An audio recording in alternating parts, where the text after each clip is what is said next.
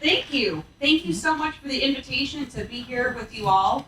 When James reached out, it was an easy yes to join you because your reputation as an organization and your stunning, beautiful region precedes all of you in the heart of this particular Central Valley resident down in Fresno. So I've been following the work of the Sacramento region, Valley Vision, and a lot of your organizations here for my entire career. So it was a very easy yes. And I want to just take a moment to introduce the two people who joined me. Sarah Moffitt and Karen Aceves are here. Sarah and Karen, we are with the Central Valley Community Foundation. We have an amazing team, and I'm grateful they could be here with me today. So what I wanted to do is spend my 20 minutes trying to cover 3 things, which is going to be almost impossible. So I'll probably have some cliffhangers here, and we can unpack things that are of interest to you in our Q&A time. But what I want to do is just kind of give you the background of the change movement in the Central San Joaquin Valley that led up to, and the number 2 thing I want to talk to you about is the Fresno Drive Initiative. So you get asked a lot about it, so I want to make sure and just give you that sort of grounding. And then thirdly, I want to talk to you about race equity and its focus in drive and in the work that we're now embracing in the Central San Joaquin Valley. So that's my hope today. I think if anything could come from this conversation, I hope to be able to say some things that make you a little bit upset and maybe challenge you a little bit and create a space for you guys to talk to one another in a way, like, bottom line is I want to say some stuff so you don't have to say it. I want to give you some things to react to so people in this room don't have to be the ones to raise their hands and be like, actually, I kind of think this, and deal with the sort of kind of mini explosion that can come with really important, uncomfortable conversations that need to be had in our communities throughout the Central Valley, throughout our state and nation, and primarily centered around race equity. So that's where I'd like us to go. I'm making note of the time. It's 10:26. I am a former elected official, so being concise can be hard, but you are my support group here. You all know the struggle.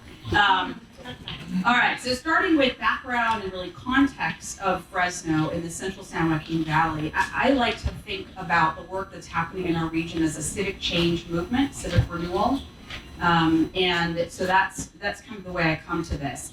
And I'll start by saying, you're all deep leaders in your communities. You know about Fresno. I mean, there's some things you come to the table like, oh yeah, I know that place. I've been there. I've been to the Shepherd's Inn. I met my wife there. You know what? You have some sort of familiarity with Fresno, and you probably, when I say Fresno, you probably think of like, yeah, that's that big city in the middle of that enormous industrial ag region. That's pretty much what everybody thinks in California, and that is true. That is who we are. We are, 49 classes now have to go on the face. So we're known as this urban center in the middle of an ag region. You probably also are familiar with the chronic and persistent poverty that we bear as a region. We provide fresh quality produce to the nation and the world. In fact, 25% of the nation's food supply comes from a 100-mile radius of the city of Fresno. 60% of our nation's fruits and nuts, and 30% of our nation's vegetables. So we are providing a tremendous contribution to society in our nation, and our communities bear the brunt. Both the people and the quality of jobs, the lack of quality jobs, and the environment. So our region matters. You certainly experience that in the northern part of the Central Valley, but we are for sure the epicenter. You may not know that Fresno is, despite its challenges, a vibrant and a dynamic place. You may not know that 55% of the residents of our community are under the age of 30. Let me say that again, 55%. In fact, if you go up to the age 35, 60% of the residents are under the age of 35, and you feel it. When you go to the grocery store, when you go to a sporting event, when you're at the Fresno County Fair, when you're at any sort of place where a large crowd is assembled, you just look across the sea of faces and you see youth. You see young people. 75% of the residents of our community are people of color. So you see young, vibrant faces of color. You see their kids.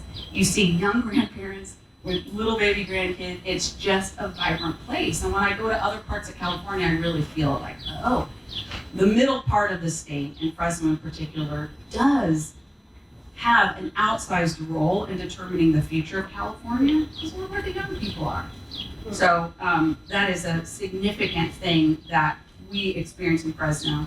And then, you know, I'd like to think, and I think it is true, that Fresno is starting to become known as a place where some of the most innovative civic renewal work is happening anywhere in our country at the local level. And that's not to say that there aren't people doing every bit as dynamic of work, but I think the things that are happening in Fresno are right in there in terms of like, oh my gosh, really doing the deep things. So as I mentioned, I call this the civic change movement of the Central San Joaquin Valley. It's bigger than any one person at this point. It's bigger than any entity, any institution, or any sector. It's not government driven, it's not business driven, it's not nonprofit driven, it is all of those things.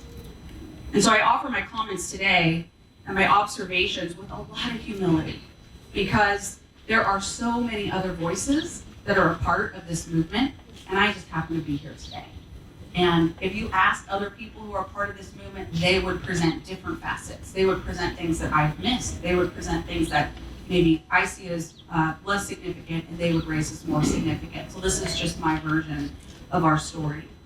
And it starts with this line. I like to think about Fresno as being 20 years in to a 40-year fix. 20 years in to a 40-year fix, which puts us at this moment in time where it's like we're just cresting a hill. And all of the work of the previous 2 decades has gotten us to this point, but there's no guarantee that we crest the hill and we get to the other side and we pick up momentum and gravity to the work, so that you're not having to just push it every single day and rely on key people being in key roles. There needs to be that point in our community's future where that happens for us to get to the point where we really need to be.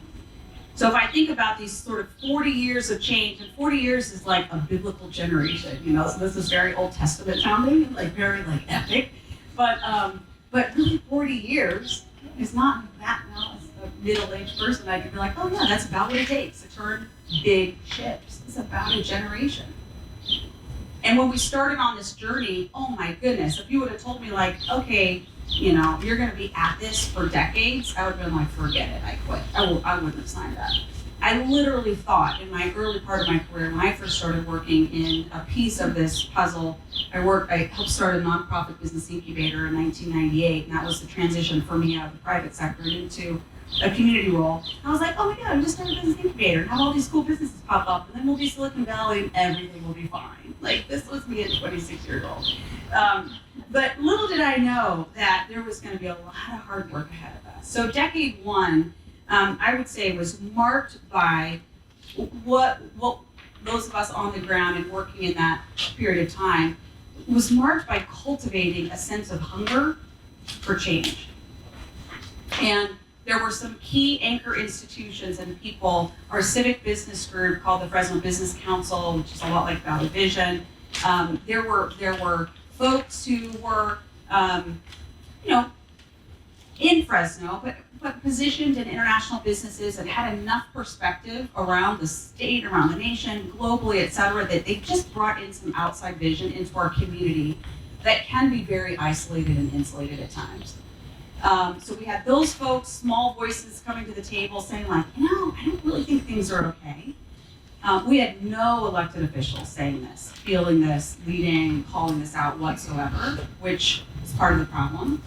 We had a dynamic powerhouse of a university leader in John Welty, who was the president of Fresno State, quiet man who had been in other regions in the country, who was quietly saying behind the scenes like, hey, do y'all know things aren't okay? So there was literally a group of less than a dozen people who dedicated themselves to, and this, by the way, this was during the .com expansion, and information technology is proliferating around the globe faster than at any other time, in human history. And we're seeing the effects and how rapidly things are changing. And we're literally thinking to ourselves like, man, if we don't get ahead of and get a piece of this new technology-driven economy, we're behind today. we're going to be like never able to catch up. So there was a sense of urgency among quite literally a very small group of people.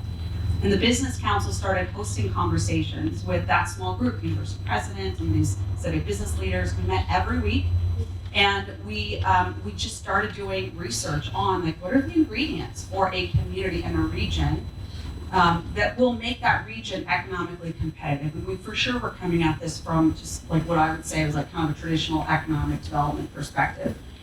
And looking back on it, what was happening during that time, we grew that group from 12 people to 100 people. And still at that point, no electeds were, I mean, by the way, I should have mentioned earlier my things you probably know about Fresno. You probably also know about like the FBI sting in the early 90s and like council members going to jail. Or if you didn't know that, I'm sorry to be the one to break that news to you, but we are also known for a lot of political dysfunction. And all of that has been subject to a lot of cleanup work, but I give you that background to say, when those of us who were kind of hovering around this, like, yeah, things have to change, it's not okay, we were intentional about excluding people at that time who were elected local officials because there wasn't any trust that those people would step into a room and be able to steward a vision larger than their own personal interest. So we kept them out. So we built a safe place. That group grew to about 100 people. We formed some work groups, et cetera. And I'll spare you all the details because I'm now realizing I'm already spending too much time on just one decade. We have a lot of time to go. But what was happening there was just this hunger that was being stirred up. And that hunger created a sense of desperation. And that sense of desperation then was like the kinetic energy that fueled the next decade worth of work. And what that looked like, decade two, was really kind of divided into two camps. Those of us who were a part of this sort of civic business world, we came to the table we thought, probably to some extent true, we kind of thought we knew how to run stuff, right? We were business people or, like government managers, et cetera. And so we came at this civic renewal work with an institutional reform perspective. Like, oh my God, the school district is a mess. Hire a really great person, hire a really great CEO, and support them in leading the charge to bring about significant K-12 educational reform in Fresno Unified, and that happened. Fresno Unified has a long way to go, but there are significant successes that are happening at that school. The institutional reformers among us were like, our housing authority, it's really a mess. Hire a great CEO, run that agency better in our community, we'll see great results. And it's true. And we have, and we do. Fresno Housing Authority is now nationally known for being a developer of high-quality, mixed-use, mixed-income, affordable housing. They've developed 2,500 units in 10 years and put together like over $800 million worth of investment in really important neighborhoods in our community. Like that happened, like, whoa, big deal. I personally like to think we hired a really great mayor in 2008 who ran the city of Fresno for 8 years and did very significant land use reform. We are the only city in America that is by right in every zone district in our city. We are the only city in America to have ever rezoned its entire city, every parcel, in one council vote with not one person in opposition in the room. That's a story I'll tell at a later time. We passed, we did the very uncomfortable thing of raising water rates and telling people, yeah, your water rates are going to double, but guess what? We're going to have access to fresh, clean surface water and get off our groundwater for 50 years. Would you do that for your grandkids? I will. We fought that fight. We fought the lawsuits. We, got that infrastructure built. We took out a pedestrian mall that wasn't working. It was one of the first in the nation that got put in and was designated as a historical landmark until it took us 8 years to get through all the things we had to get through. And we reopened our main street. And now if you were to ask me that question, where do you want to visit in Fresno? I'd be like, oh, we're going to Fulton Street because we now have a main street again. So all of those things happened. And at the same time as these institutional reform, I can't even go into all the detail, Fresno State was a big part of that, et cetera. There was another significant component of our community that was being invested in, that was building its capacity, and that would show up in the form of like community advocates, environmental justice, social justice. Philanthropy started funding small nonprofits or starting new nonprofits who started to raise their voices on behalf of low-income communities in Fresno. When we started in 2009 and 10 fighting the fight to do all this land use reform, on behalf of and in support of creating environments for investment in disinvested places, we're like, man, we're the heroes of low-income communities. Like, hello, white savior, I am the queen. Okay? And so we're like, man, we're doing all this great stuff, but we started hearing all this angst from community voices, like by about 2012, 2013, fighting us on stuff. And I'm like, wait a second. We are doing these things because we see what's happening in these neighborhoods, and we believe this is the prescription for reinvestment, for revitalization, et cetera. And what we kept hearing from community groups was like, yeah, but you didn't include us. And I'm like, yeah, but I got it. I'll do it. I'll handle it. But you didn't include us. We're concerned about what may be happening, about gentrification. We're concerned about so many different things. And by the way, just as a basic premise, you gotta have us in the room, or else we're not gonna be on board. Here come the lawsuits. Here come the very, very public, aggressive battles between the institutional reform part of our community and the community advocates, and we crossed swords. And I look back at that time and that work, really the biggest kind of nuclear explosion that happened manifested in something called Transformative Climate Communities, TCC. How many of you are familiar with TCC? Okay, so TCC was a new program that got created. Thank you, Mayor Swearengin. Thank you, Governor Brown. My version of the story. We fought to get cap and trade funds to be spent in low-income, disinvested, polluted neighborhoods in our community, which happens to be downtown Fresno, close to a high-speed rail station, et cetera. So we were fighting hard to get this new program created. Half the dollars got dedicated to Fresno in the first year it was enacted. But at the same time, these community groups were saying, like, okay, we want that money in downtown Fresno, but we don't want her to have a say in how those dollars are going to be spent. We want the people to have a say. I'm like, what are you talking about? I'm the elected. I represent the people. You are accountable to no one. Like, we were having those battles. Does any of this sound familiar? Hello. Yeah, this is happening all over California. So we had epic fights. And we're arm wrestling over power for who was going to be the one, which sect of the community would be the one to have the power to enact their will on behalf of low-income disinvested communities. At the same time, we're dealing with Sprawlsville, we're dealing with traditional power brokers, we're dealing with people who hate any conversation about reinvesting in inner city Fresno or trying to pull all the growth up. I mean, it was very, very bloody and brutal. But what happened during that period of time is I now look back and see, to again be very Old Testament, like iron sharpens iron. And these institutional reform type people and these civic, community voice types of people, I finally just said to a few of these folks, like, look, we're on the side of change. Our real opponents are people who want things to stay the same. So while you and I kind of differ on exactly the sequence for intervention and the policy prescription, let's just group up around the fact that we are committed to change. And might there be a path for us to work together? You do you, we'll do us, and let's see if we can't counteract the real enemy, which is this unfortunate and stable equilibrium in our community that is among the worst in the nation for disinvestment, for racial divides, and for environmental degradation. So that all came to a head at kind of the end of that second decade and really laid the groundwork for what has now become Fresno Drive. So just jumping ahead for a second, then I'm going to dive into Fresno Drive a little bit. If you were to ask me, well, what comes in decade 3 and what comes in decade 4? Well, what we learned from those first 2 decades is, first of all, decade 1, you've got to find the people who are hungry for change. It doesn't matter what stripe they have, what political bent they are, like just the heart for I want things to be different. I feel those of us who are in the business of stewarding community resources, we have to close our eyes and open our hearts and find those connection points for change. And decade 2 for us was all of the institutional reform that government agencies need to do, and probably that you spend a lot of time talking about at SACOG. It is a must. It has to happen. Our government agencies and infrastructure are atrophied at best, if not in a serious state of decline. Do you think any of the aspirations that our community advocates have for their neighborhoods and the communities they're working with, will any of that happen without the kind of reform and infrastructure that you're dealing with every day? Of course it won't. Will they ever acknowledge the importance of that part of the work? No, they absolutely will not. But also, in a moment of humility, let me say, those of us who kind of are on the institutional side, If we did everything perfectly, which I think in Fresno we had a pretty good track record in 8 years, won every political battle, did some of the biggest heroic attempts at institutional infrastructure reform, it alone is not enough.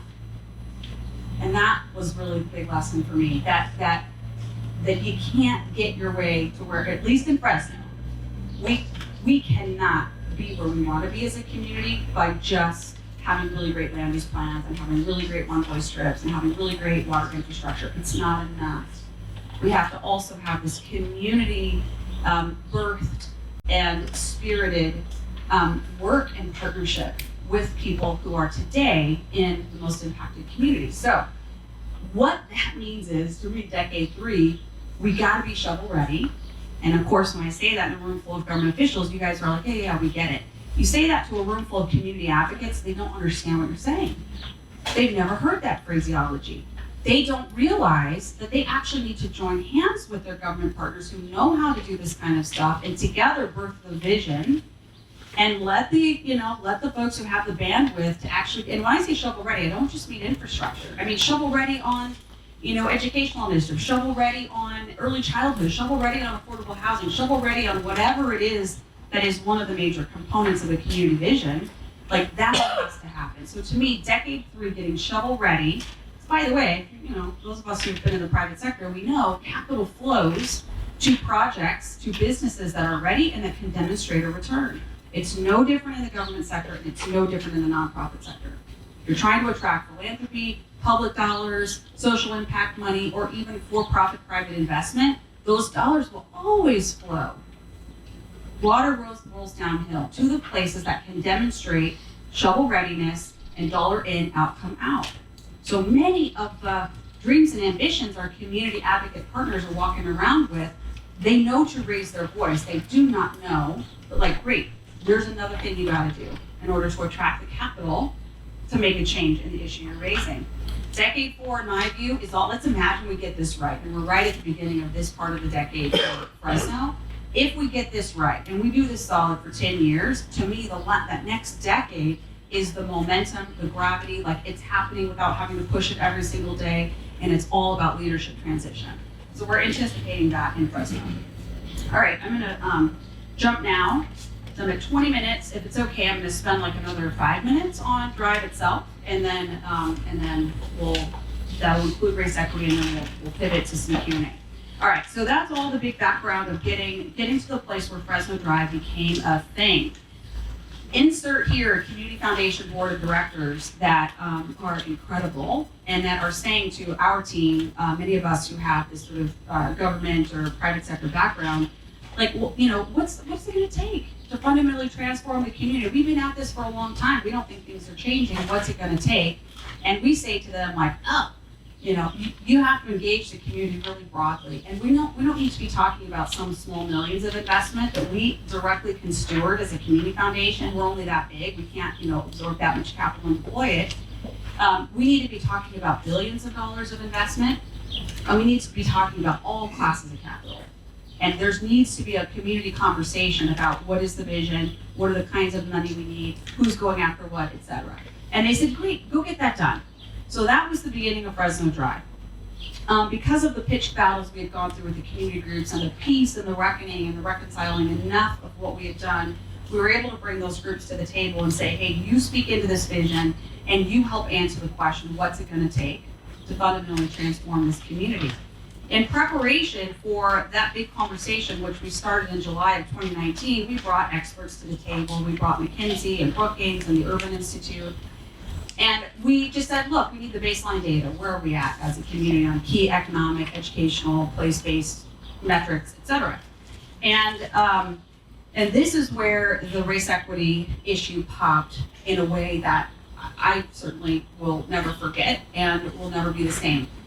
So the Urban Institute, this really innocent little, nerdy research guy from the Urban Institute, Solomon Green, comes to Fresno from DC to be a part of this kickoff meeting. He's like, I got some research for you. We're like, whatever, we've heard it all. We know we've got all these bad things, blah, blah. Okay, there's nothing you can say, Solomon, that's gonna shock me, except for he did. And they had disaggregated economic recovery in every large city in America, every city over 100,000 in size, They looked at economic recovery over the last 40 years to figure out which cities recovered from various recessionary cycles over that 4-decade period of time in a way that was most racially inclusive. So that was the data question they sought to answer. And then, because they were coming to California and coming to Fresno, they said, okay, we're just going to look at the cities in California and see how the cities break out. So there are 59 cities in California that have over 100,000 people.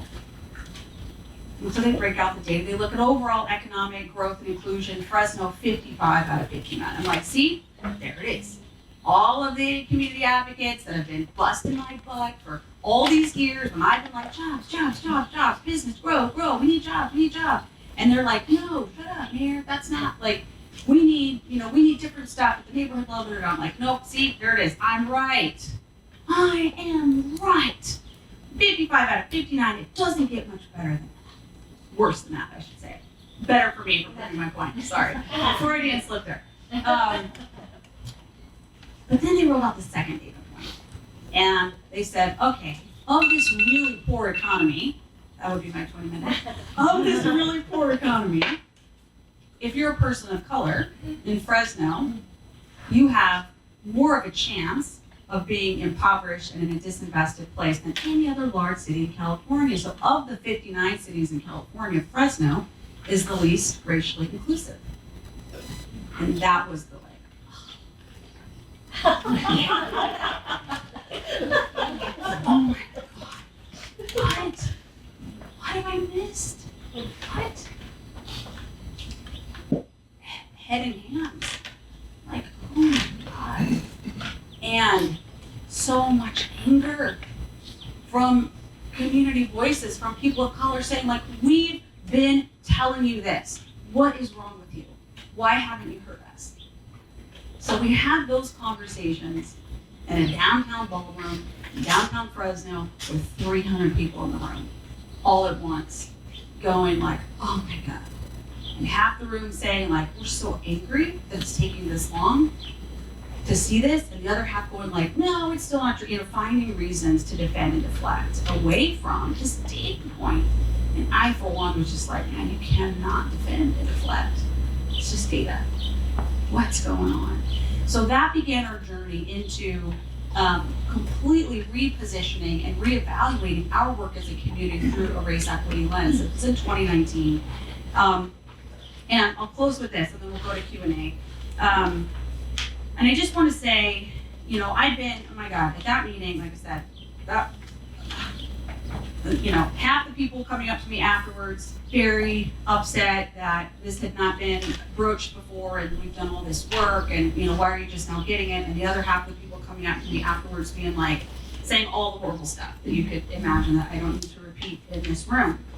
But we spent a lot of time over the last 3 years getting our arms around, like, well, what does it mean to be the least racially inclusive economy in all of California? And by the way, we're 268 out of 274 in the US. What does it mean? What do we do differently? How do we think about this? How do we operationalize a commitment to race equity? How do we engage people who maybe don't understand this right from the beginning? And I'll boil it all down. It's totally unfair to this conversation, but I just want to leave you this one nugget.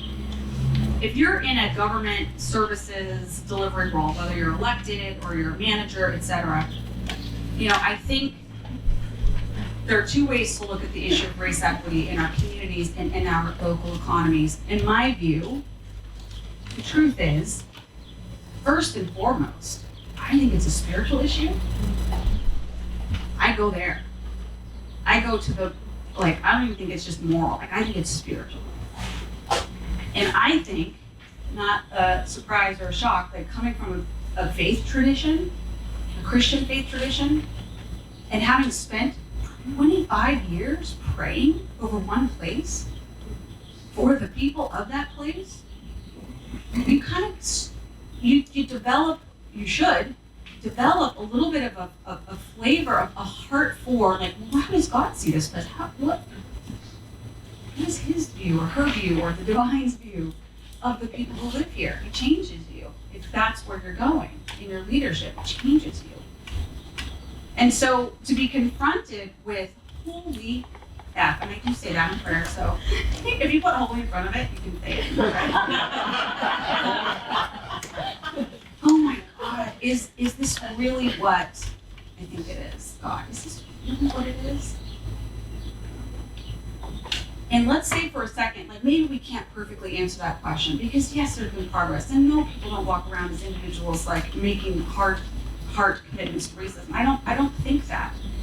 But the way I think about it is like, if there's even a little speck of that in the dough of our community, the bread that we're trying to get to right, if there's even a little bit of it, if I'm the leader that I believe I'm supposed to be, if I'm the steward that I believe I'm supposed to be, if I'm responsible for the resources that I have at my disposal, like should I be the one to be like, hey, we're not going anywhere until this gets fixed?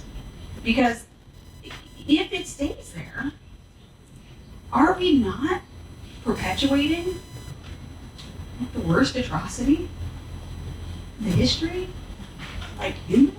Like I get real, like, oh my God, I'm there. I think it's that. But you know what? I don't know that people will necessarily get there, and that's okay because there's also a really practical side to this conversation. And again, coming from the private sector and through the business mindset, you know, I really believe that government entities need to be customer-centered. You know, we all aspire to that, right? Left, middle, whatever. We all would want efficiency, effectiveness, and customer service out of our government and collective community efforts. And so when I think about economic development as a collective effort, it takes all of us, it takes government, business, residents, everybody working together to achieve new heights of economic prosperity for all, et cetera. Like that collective, like I asked myself, well, who's the customer of that effort?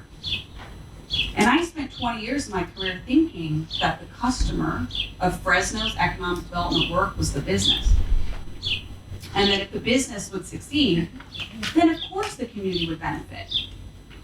And I get rationally and logically, that is true in part. But when Fresno Drive started, and when little Solomon Green showed up with his nerdy little self and hit us all with the truth, the undeniable, irrefutable facts about economic inclusion in our community, I get confronted by community residents that said, hey, guess what? There's no evidence that suggests if, quote, just the businesses grow, that residents and residents of color benefit from that. There's no evidence of that. And I had to change my way of thinking to like, okay, the customer of this community-wide effort is the person who's not benefiting from today's economy. And if that's true, if I change who the customer is and I work backwards from there, I want to talk to totally different people. I want to understand much better what their experience is. I want to hear what their priorities are for work and jobs and transportation, et cetera. Like, I mean, it just, you see what I'm saying? It just pivots the whole thing. And nothing, and everything about that is just like best practices for running something. Serve your customer. Change your customer. And that's really what has become the Fresno Drive initiative. I'm going to, let's see, I'm going to pause there and yeah, I'm just going to pause there. And everybody just like exhale for a second. If you feel that, I'm just like, it's kind of a lot. And it is emotional. It should be emotional. We should be sitting in rooms like this really being curious about what's needed in our communities and really being curious about people's experiences who don't look anything like we do. And we should feel the weight of this work, not just for the Sacramento region. I feel this not just for Fresno, for the Central San Joaquin Valley, but I'm thinking like, oh my God, if we are not doing this at the local and regional level, no wonder things are the way they are in Washington, D.C. What's the fix for that? It's this local regional conversation. We are all collectively the pillars of our entire democracy. So if I can't sit and learn how to hear somebody say something really pointed and kind of unfair, like, do you know how many times I've been like, I'm so offended, in my inside voice. I would never let you know, I'd be like totally cool, like whatever, on the surface. But the truth is, I have sat in so many meetings being so personally offended by how dare you not see my point of view or see who I am or see what I'm trying to make happen. I've done a lot of that. And what I've learned is that the ability to sit and to listen, to hear past the rhetoric, to hear past the things that are unfair sometimes, because you're all in positions of power. And in this whole world of reconciling, whether it's a debate over a land use policy or it's a big conversation around race equity and the economy, I believe that people in power and people who represent institutions, it's like we gotta lean in first to unlock a place where ultimately, over time, and I'm seeing this early stages in Fresno, a time where a person who comes to the table with a community perspective that's very different from mine starts to understand why I stand up and say things that I do and talk about bigger picture, infrastructure, land, like I start to have a colleague across the table who cares a little bit about my agenda item because they've seen I'm sold out to their agenda item. And that sharing of agendas is ultimately what we lack in our communities, in our political discourse. We're just all about the power. We're not about the outcomes. And I think people with power and resources have to be the ones to sacrificially make a fucking sacrifice. Pardon me. Are we recording? Sorry.